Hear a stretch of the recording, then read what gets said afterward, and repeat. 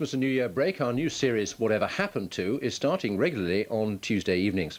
Here's Tim Curtis to tell us all about it. Yes, each week I'll be following up the big stories from years gone by. We've already looked at what happened to the first refugees who came to Northamptonshire from Bosnia. And tonight we go back to November 1991 when a tornado hit the village of Dullingham near Newmarket. Whatever happened to... Whatever happened to... In a matter of seconds, the trail of damage caused by the Dullingham Tornado was horrific. It swept across fields, smashing what used to be a huge tree and lifted the roof off this bungalow. It damaged the pub next door, hurtled across the road and flattened the 13-inch walls of the Maltings, a barn which had stood for 200 years. Miraculously, the village church a few metres away was untouched. Then the tornado blew itself out as it swept away. The first person to experience the full force of the storm was Albert Sperling. He went to investigate that night.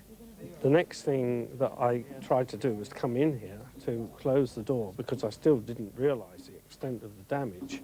When I actually forced the door open, I looked up and I could just see the sky.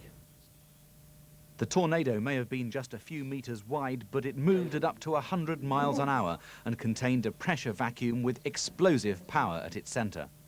Today, the Sperlings have a scrapbook to help them recall that night in November 1991. I didn't really know what had happened.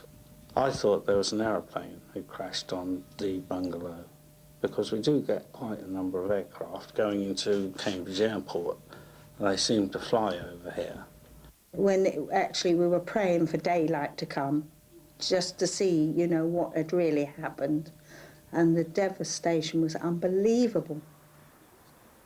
The horses in the field outside ran out of the way and they don't seem too upset by the memories.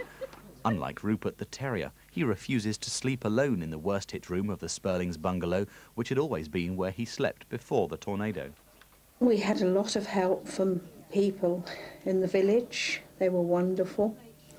And we just got people in to help clear up all the rubble and the glass. The glass was the main thing.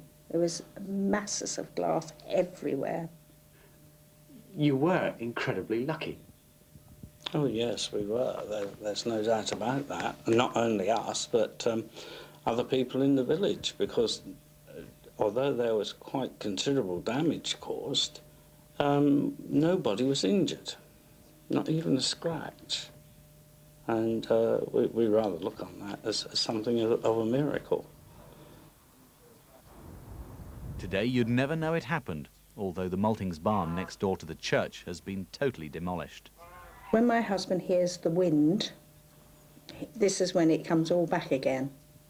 You know, this winding wind we get across the fields. This is when he, you know, he does think, and we hear it blowing on the roof. Here we go again. Mm-hmm. Yes, indeed. Yes, indeed. It is an experience that I'm not anxious to repeat. Bet not. Well, now, Cambridge